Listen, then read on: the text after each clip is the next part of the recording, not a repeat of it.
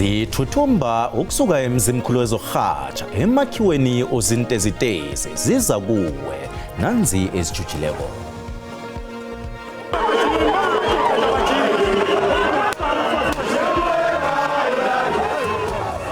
Ihlangano iMarch and March imatsha lesiphethamthethweni seGauteng yokunikela ngencwadi yenililo ilila ngokuzala khulu kwamaphandle anganamaphepha ekhethwapha.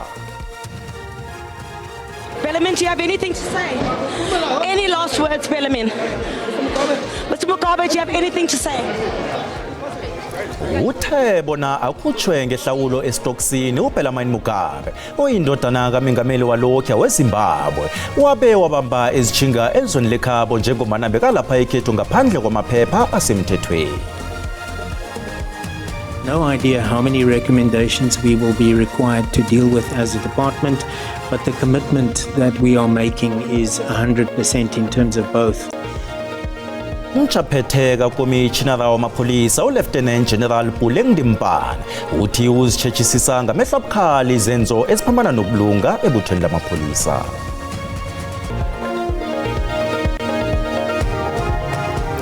Emakhaya ngemakhaya nalapho ema-ofisini sinani salotshisa bekoti sibone samukele ngomusa wenu siphethe indaba zesiNdebele ezirhatshwa bunqopha ku-SABC1 esiNdebele lotshani. Amalunga wehlangano yomphakathi iMarch and March amatsha esiphethamthethweni seGauteng ukusaya incwadi yenililo balila ngokuzala khulu kwamaphandle anganamaphepha elizweni leli bekoti bakhombela urhulumente ukuthi aqinise ukulandelwa namkha ukuvalwa kwemkhawulo nokulandelwa kwemithetho yokungena eSouth Africa pha. Isichemesi simatshele ne-Union Building sePitori izolo satshengisa imphathimandla zikaRhulumente incwadi yenililo. Kuphazamisekile ukusebenza kwamabhizinisi amaningi ekabeni yeJohannesburg namhlanje njengomana ihlangano yomphakathi iMarch and March bengenela umtshakalo owuhlathulule ngokuthi kukhulisa ijima lelizwe lokuliswana namaphandle eSouth Africa ngongemthetho. Umtshakalo ubangisa iminyaminya endleleni kanti uchiya abathengisi nabakhweli babetheke kumbi. Ngo-1994 sasiyitshela ukuthi sekumnandi eSouth Africa. Sajabula sathi sesikhululekile. Abelunga basasiphethe, abelunga basasi-oppress, kodwa namhlanje si-oppresswa yibona abantu bakithi. Ihlangano le itbatsho siyanda isibalo samaphandle anganamaphepha emabhizinisini wemalokishini kanti abanye basebenza ngaphandle kwamaphepha okusebenza elizweni elini. As leaders, we make sure that peace is important because our voice can be heard through peace, but through violence, there's no sense that can be made. Ihlangano le inikela urhulumente amalanga alikhomba ukuphendula incwadi yenililo kanti uNdunakulu Gauteng uPanyaza Lesufi uyamkele incwadi yenililo. Ngitholi memorandum yenu sibonga kakhulu and thanks for everything and thanks coming to our offices. Siyabonga. Government notes ongoing public discourse on immigration, particularly on issues related to illegal immigration, and wishes to reaffirm its commitment to safeguarding South Africa's sovereignty, security and the rule of law while upholding the country's constitutional values and respect for human dignity. Amapholisa abekile ihlelo libukhali njengomana ubujamo obusaqokeme nje. Ngosesenjalo nendaweni zangokwendebele bazwakalise ukuguneka ngendaba yamaphandle anganamaphepha azele indawo leya. Ihlangano iService Delivery Part nesakhamuzi ezithonyekileko endaweni ezikumasipalata weThembisilehani eMpumalanga zilethe incwadi yenililo kumeyara weThembisilehani uLesita Dihale eMthombo Muhle zilila ngamaphandle nokhunye.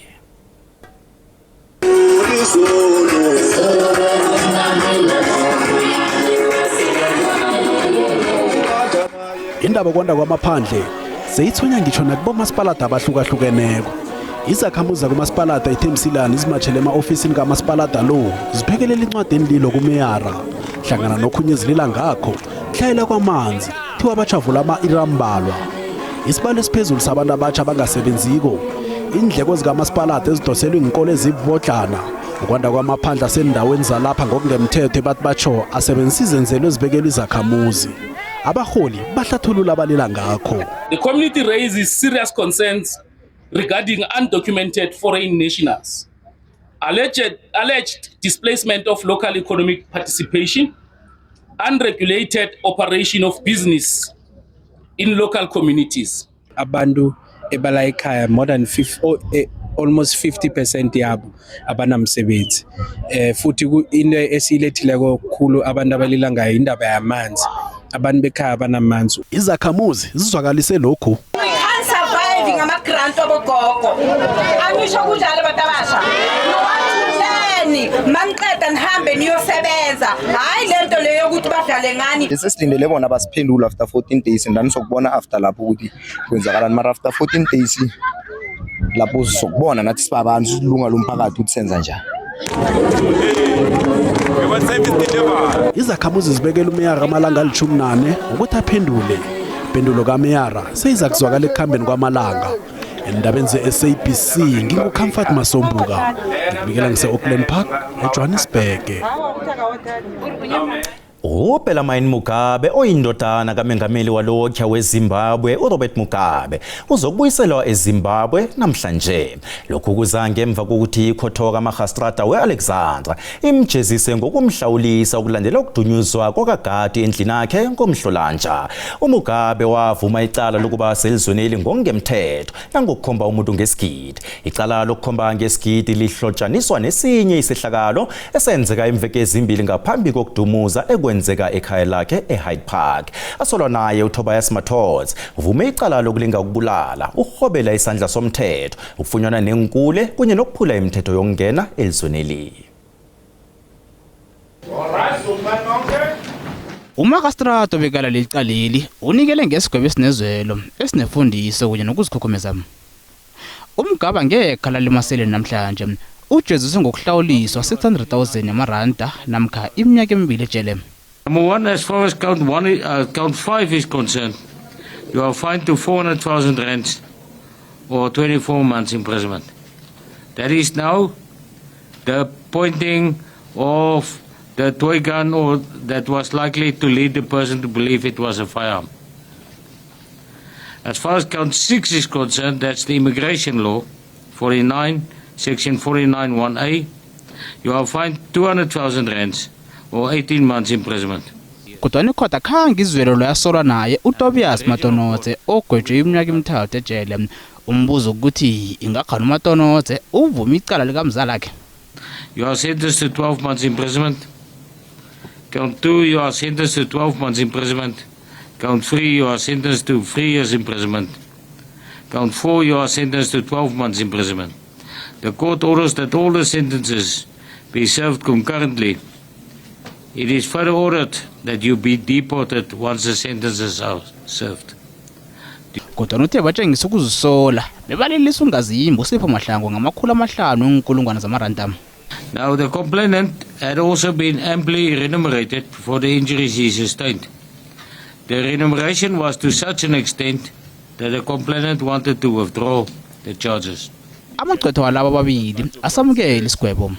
There was a plea that took place and of course a victim at the end of this whole thing. So yeah, look, ultimately happy with the outcome as a legal representative, and I think the court arrived at a fair sentence.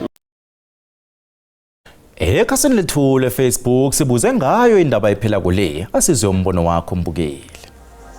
Ngezinye izinto esikhombisa ukuthi amandla kangangani eSouth Africa.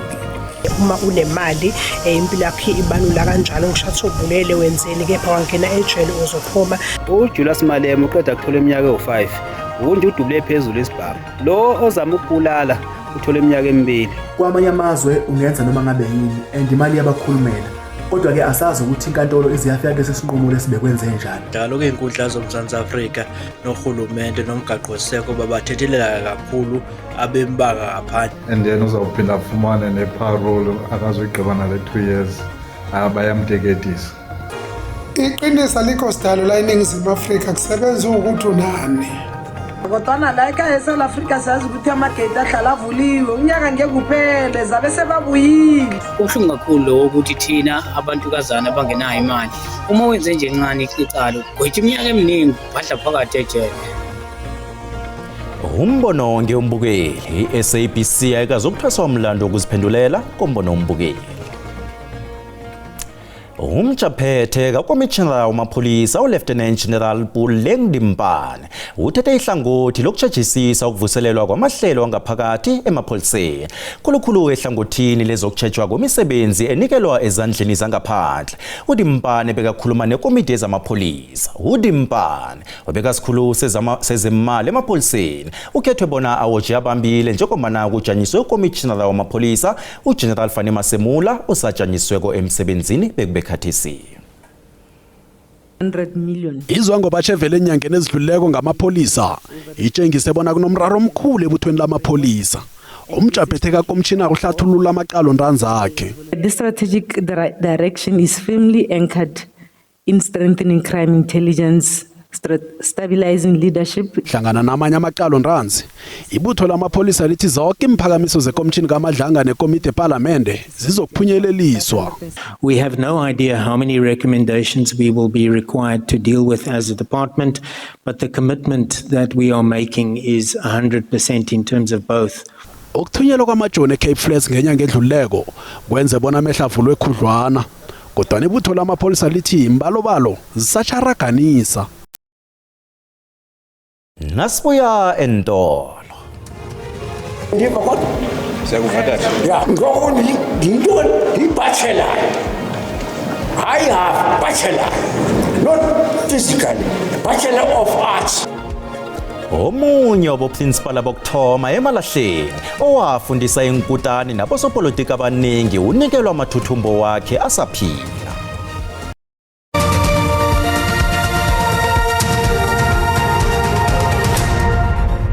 Siyakwamukela esigabeni sesibili sendaba zesiNdebele. Indabezi satholakala enkundleni zokuthintana ku@SABC Zindaba asirage nazo. Ilanga lechaphuluko litsho amagalelo ayisika ekwakheni imfundiso ezifana nobaba uAndrew Henry Kona oneminyaka ema-97 ubudala oyenguprinsipala wesikolo seMalahleni iLukhanyisweni Secondary School esaduma kakhulu ngesikhathi somzabalazo wechaphuluko. Abafundi bakametriki ebebafunda uForm 5 ngeminyaka yabo 1974 bahlangene ngelanga likababa uKona bayokuhlonipha indima ayilimileko empilweni yabo. Umnyanya ukumthokoza saphila ngelanga lakhe lokubelethwa bewuse-Civic Center eMalahleni eMpumalanga. uKona usalele iminyaka emithathu ukuthi ahlanganise ikhulu leminyaka yokubelethwa kwakhe. Kodwa ngeke watsho usakhona nokufunda incwadi. Usakwazi nokulungisa inkolo izomhlobo omdala. Ziningi imfundiswa eziphuma ezandleni zakhe nabake sesenguprincipal. Abanye babo bosopolitiki, aboprofessor, amagqwetha. Kufaka hlangana nesiphathimandla salokho esamajoni uManfred Mabuza ongasekho. Lazarus Lasi Chiwayo obeka ngumeyara wembombela nokho wabamzende weSouth Africa eChina. Ungqongqothe ofisini kaMengameli uJackson Mthembu ongasekho naye. Nabanye bebalandela emhlaleni weTewu ebeyidoswa phambili nguKona eLinville eMalahleni. uKona wafika eLukhanyisweni ngo-1966. Ngo-73 wabawa isikolo ukuthi singezelele ngeklasi kametric. Ngo-74 baphasa bonke abafundi abenza uForm 5. Ngileli hlandla abafundi abaphuma ezandleni zakhe bathi ichaphuluko kibo itsho ikusasa labo abakhelwe nguprincipal. Ngiyandiva kodwa yeah. Secondly, bachelor. I have bachelor, not physically, bachelor of arts. Abaphuma ezandleni zakhe bamthokoza baqedi. Thina abanye ke bajameli bezomthetho amaloya kwaba khona nabanye ababodokotela abanye baba bahlengikazi so umsebenzi awenzile mkhulu kwamambala. Ama values asifundise wona sesawabamba, we adhered to that, and I think nathi in a professional, I'm a teacher, so transfer those values to labantwana besibafundisa. Umndeni kaKona uthi nekhaya unemfundiso zokuthi bakhuthalele ifundo.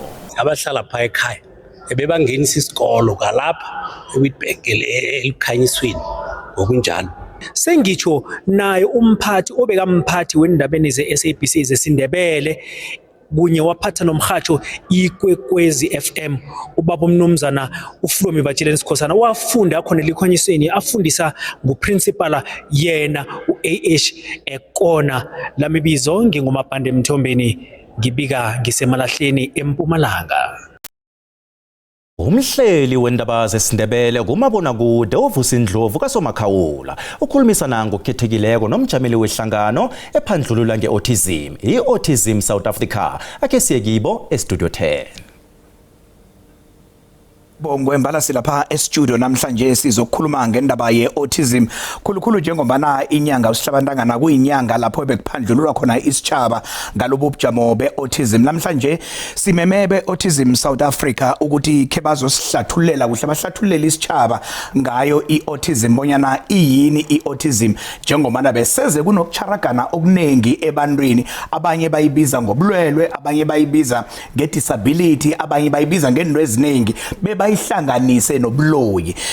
Sinoma uMary Moeketsi ovela kwa Autism South Africa lapha estudio. Mase kwamukela kwa SABC1 endabeni zesiNdebele. Mhlamunye nje ngaphambi kokuthi sikhamba khambe ngeinterview asithome ngokuthola ihlathululo epheleleko yokuthi iautism iyini. It's a neurodevelopmental condition. It is classified as a disability. So how ulika kuyihlathulla in our languages, you would say ki neuro is to do with the brain. So brain in ubuqopho, yes, it's to do with the brain, and then developmental is to do with the structure. It means ukuthi ilento the way umuntu autistic perceive izinto ngakhona, the way they see the world, they see differently from us persons who are non-autistic. So autism, like we explain ukuthi abanye abantu bathi ubulwelwe means it's a sickness. Yeah. Yes, it's I think people end up using ukuthi ubulwelwe is a sickness because in our African languages we use words interchangeably. So if sitraya ukuthi singasebenzisi amagama a derogatory abhekela omunye umuntu phansi acekela omunye umuntu phansi, we will use the word that maybe we see that word as being better. Ngendlela uyihlathulula ngakhona sekuyabonakala ukuthi ihluka ngengaba enikubiza ngama spectrums. Ihluka ngengaba ngoba uzobathola abantu abanabo lobu bujamo beautism bangafani. Omunye ubujamo bakhe bungconywana, omunye kodwa kube ngathi sebungenelele ekhulu lapho. Mhlawumnye ungakhuhladlule kuleyo ndawana ukuthi ubujamo lobo buhluka njani. Diagnosed as low support, mild, moderate, and high support. But all the people on the autism spectrum, bonke abantu, batholakala ukuthi they need support at any given time. So the reason it is diagnosed as with this notion here support is because all the people who are autistic at one time or the other baswela to be supported. We do have people who are autistic abakhulumayo and then sinabanye who are non-speaking at all, but it does not mean ukuthi just because abakhoni ukukhuluma aba understand izinto. These days ukukhona ama services afana nokuthi ukhulume ngama signs or kukhona some other ways ukuthi umuntu akhona ukukhuluma, they are able to express themselves. Kiba ukuthi sisebenzise le interview uku correcta ama myths la akhona endlini enzima. Endlini enzima umntwana onjalo kuthiwa ugula ngengqondo vele. Ukugula kwengqondo kwakhona kuhlotshaniswe nokuthi mhlawumnye uloyiwe. i-witchcraft. Abanye bagcina abantwana abanjalo babavalele endlini ukuthi bangaphumeli ngaphandle because yabona babonakala ngathi balihlazo emphakathini. Uyayibona into efana naleyo. Manje ke bengithi asebenzele interview ukucorrecta lokho ebantwini ukuthi ayihlobani nobuloyi, ayihlobani nokuqalekiswa ngoba ehlangothini lamakholwa abanye bayikhulumisa ukuthi qalekiswa ikhesi eza nokuthi uthola umntwana onjalo mhlawumnje wahleka umuntu ozithweleko nawe uzoba nayo umntwana onjalo into ezifana nalezo. Don't believe ukuthi ukhona umuntu oyenze something so that lo mntwana abenje. Like you said Vusi ukuthi thina abantu abangamakholwa end up some of the parents ba kuthiwa hayi awuthandazi. I'm sure awuthandazi ngendlela eyiyo. If wawuthandaza angeke uNkulunkulu akunikeze umntwana onje. Yeah. Mameri sithokozile isikhathi sakho sokuthi uze lapha estudio uzokukhulumisana nathi uhlathulule. Ngiyacabanga ukuthi lokho kuza kuletha umehluko esijabeni. Bongwe sithokozile sibuyisela indambunga kuwe.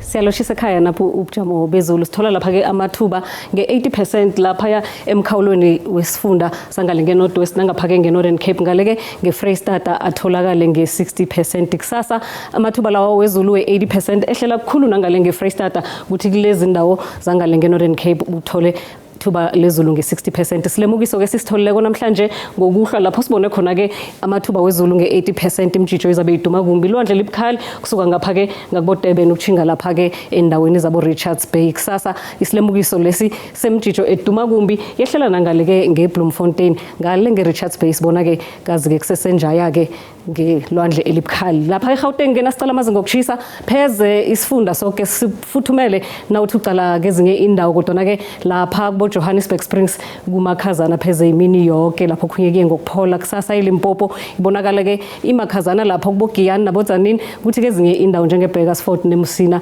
kuthi ukuphola ke ngokufuthumala kusempumalanga ke lapha ke eCarolina kumakhazana emalahleni kuthi kezinye indawo nakhona kupholile lapha isikhukhuza kufuthumele nge25 kwaZulu Natal ibonakala ke lapha eKokstad kumakhaza kuthi kezinye indawo ke kufuthumele iPort Shepstone yona ke phole nge21 Eastern Cape imakhazana endaweni eziningi kuthi ke kezinye bona imakhanda kupholile ngemva kwamadina i23 Western Cape bonakala ifuthumele kanike lapho khunye kumakhaza endaweni ezifana nalapho kuboMosel Bay neCape Agulhas iNorthern Cape leya ke imakhaza pheze isifunda sonke kulapha eCalvinia khona ke kufuthumele nge24 ngemva kwamadina boUppington Kuruman makhaza imini yonke iFreystata nayo ke imakhaza endaweni eziningi iGaribdam iViepenar nge12 nangemva kwamadina kanti iBothaville ibuya nganeno nge20 lapha ke eNorth West kokugcina sibona isifunda naso ke simakhazana siye ngokuphola ngokuhamba kwesikhathi asibonane kodwa ngesikhathi esilandelayo dido